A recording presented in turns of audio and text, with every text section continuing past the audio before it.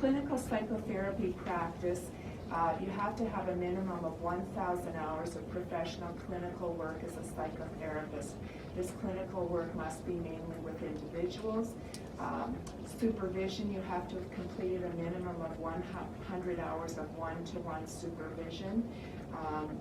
Usually you are expected to have 2 supervisors, neither of whom have concurrently served as the personal psychotherapist. And then individual psychotherapy, you have to have completed a minimum of 150 hours of your own personal psychotherapy. So that is, we believe, is a feature for us that most of the therapists, or all of the therapists actually, some of them are qualifying in the position of actually obtaining those number of hours, that we have to have had our own personal psychotherapist. So that if you're sitting across from a client, what you're hopefully able to do is be able to resonate with what it is the client is talking about, because you have gone on to do your own, or have done your own personal psychotherapy. I know we've talked about this with the college coming in, and whether or not that's going to be something that will be required as an applicant for the college, but that's our personal belief, that we do need to have had or done our own, or be continuously absorbed in our own personal psychotherapy. We have different levels. Again, the student membership is a very good deal. The qualifying membership, you have to have completed over 5 years to be able to have been able to obtain your hours, both for individual psychotherapy as well as for supervision. But it is a welcoming home. We have ongoing CEUs, we have education, we have a very dynamic website, and I would invite all of you to take a look at that, as well as to take a brochure. So, thank you. Thanks, Susan. Well, thank you all for all of that. That was very informative, and I think we all need to go and scribble all of our notes down. We're going to forget it all. We have a lot of questions that our students gave in about requirements for registration and that stuff. So before I get to that, I just wanted to kind of maybe ask a question. We have counselors, psychotherapists, psychologists, psych associates. So I wonder if you guys had any advice if someone were trying to choose which title they wanted to work under, to make sure they got the right courses and got the right requirements. Would you guys have any things of factors to consider in making that decision?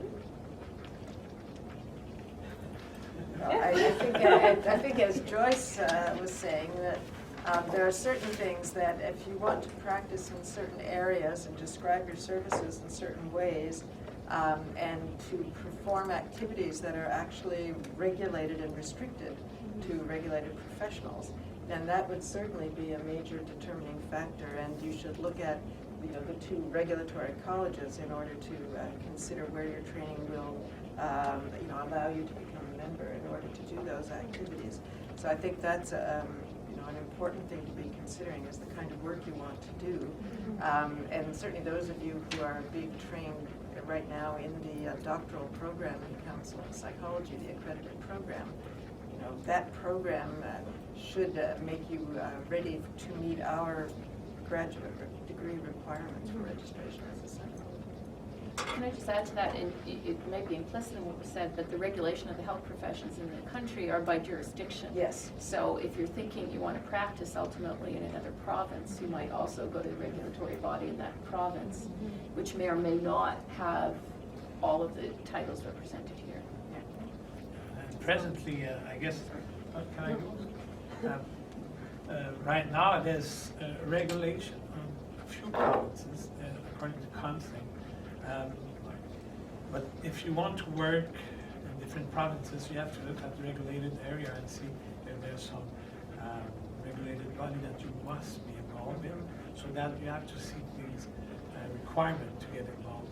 And as for the CCPA, well, we have a certified Canadian counselor, and right now they can work in most provinces, but if there's non-regulated provinces, then they can work as a CCC. And often when there's no regulation, then just to add it, that the client's paying for the insurance for practitioner. If they don't have any regulation, they will ask for at least a minimum certification. So you really have to look what is in that province I want to work for, what do I want to do? And CCB can provide that in unregulated provinces. And right now, there's only 2 or 3 provinces for psychotherapy, for example, that are regulated.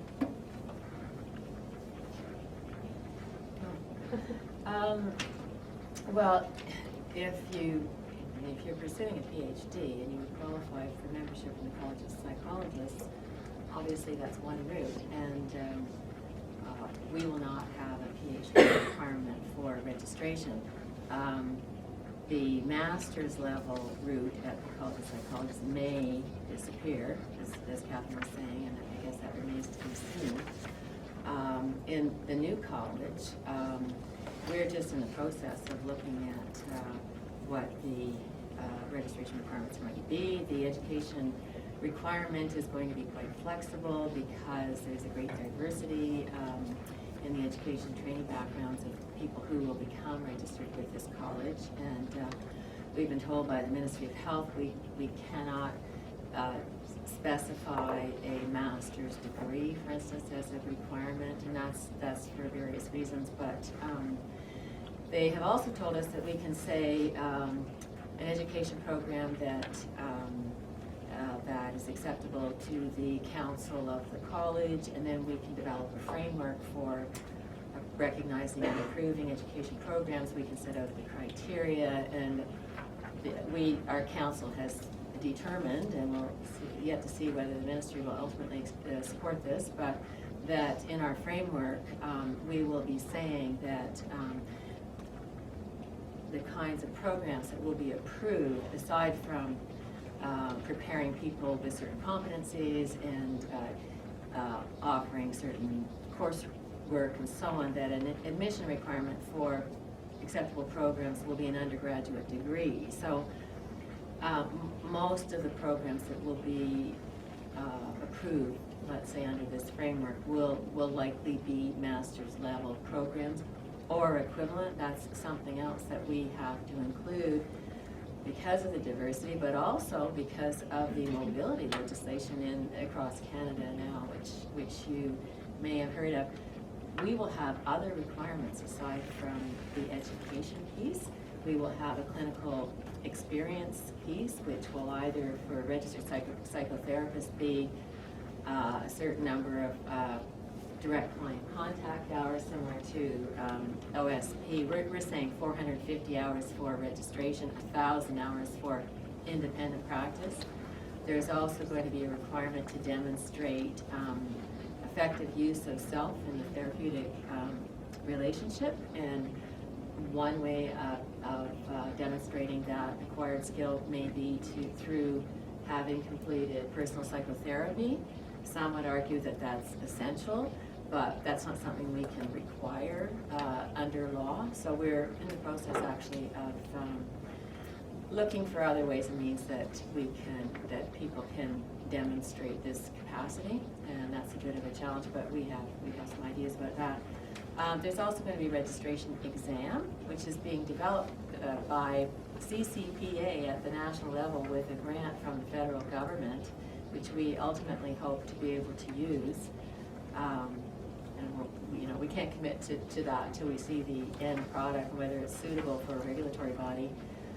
There's also going to be a jurisprudence and professional practice exam, and that's applicants will be expected to have mastered a certain body of knowledge around the legislation applicable in Ontario for people practicing this profession, and covers things like confidentiality, privacy, and record keeping, and boundary definitions, et cetera.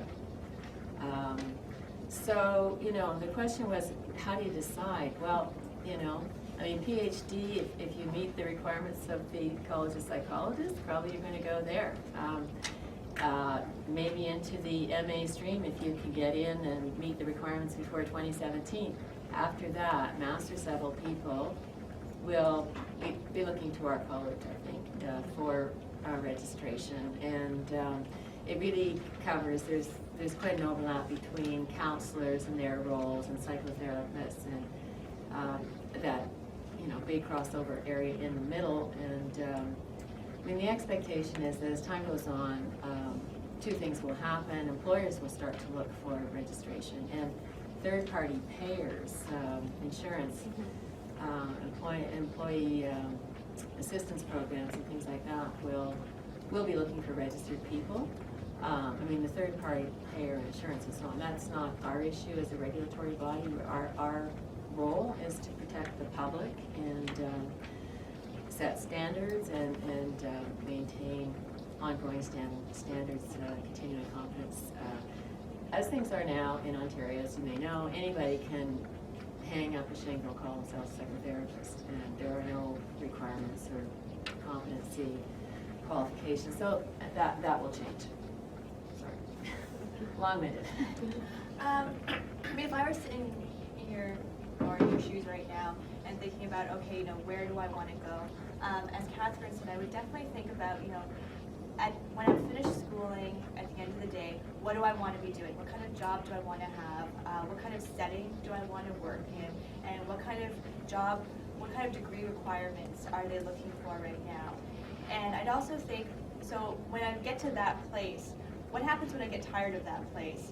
What other things might I want to be able to do, and what will be the qualifications that I'll need to do that, like if you want to be doing just anything else. And I would then think about actually talking to people who are doing those jobs today and looking at, do you like it? And if they had to do it over again, would they have done anything differently? Is there like another degree or option that they may have taken? And why did they do that? And why did they say that now, knowing what they know, being in their position?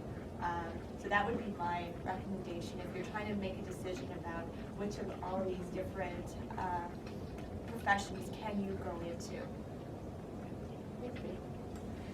So now maybe I'll ask some of the questions about registration and stuff. So some of you have touched on various requirements that may or may not be for other people. So if now you have some that you wanted to say but you haven't, about specific courses you need, number of supervision hours you need, direct client contact hours, if you need like an exam or certain specific courses, if you want us to give us a breakdown of that. I know we can get that all on their websites and stuff as well, but if you want to give us an overview, that would be great. Sure. Okay, so the degree requirements for, as you know, are a doctoral degree. Right now, the regulation says primarily psychological in nature, but practically speaking, it's a doctoral degree in psychology. And I'll tell you about psychologist and then psychological associate.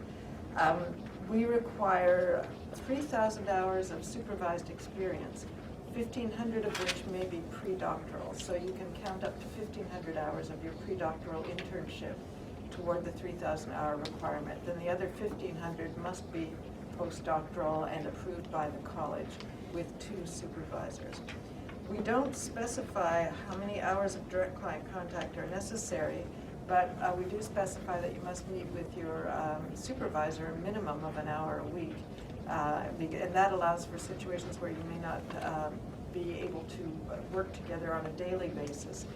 That's the minimum. And typically what happens in supervision is that the contact with the supervisor is much more frequent at the beginning when you're first developing competencies, and then toward the end of the supervisory period, as you become more competent, there may be less frequent contact with the supervisor, but that's formally overseen by the college.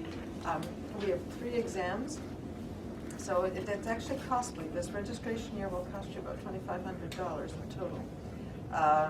The 3 examinations are the examination for professional practice in psychology, and that's an exam that's administered throughout most of Canada, as well as 50 states and 3 territories, or 2 of the territories in the U.S. So if you pass that examination, you are good to go wherever you want to be registered, pretty much. Quebec doesn't require it. They have a slightly different system, but that exam is an important one.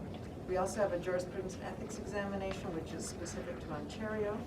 And then at the end of everything else, we have an oral examination, which is an opportunity to meet with examiners who will then actually discuss with you your intended area of practice, your appreciation of the kinds of ethical issues that will arise in that area of practice, your awareness of your limits of competence, and your likelihood of behaving appropriately as an autonomous professional. There may be some requirement for some additional training if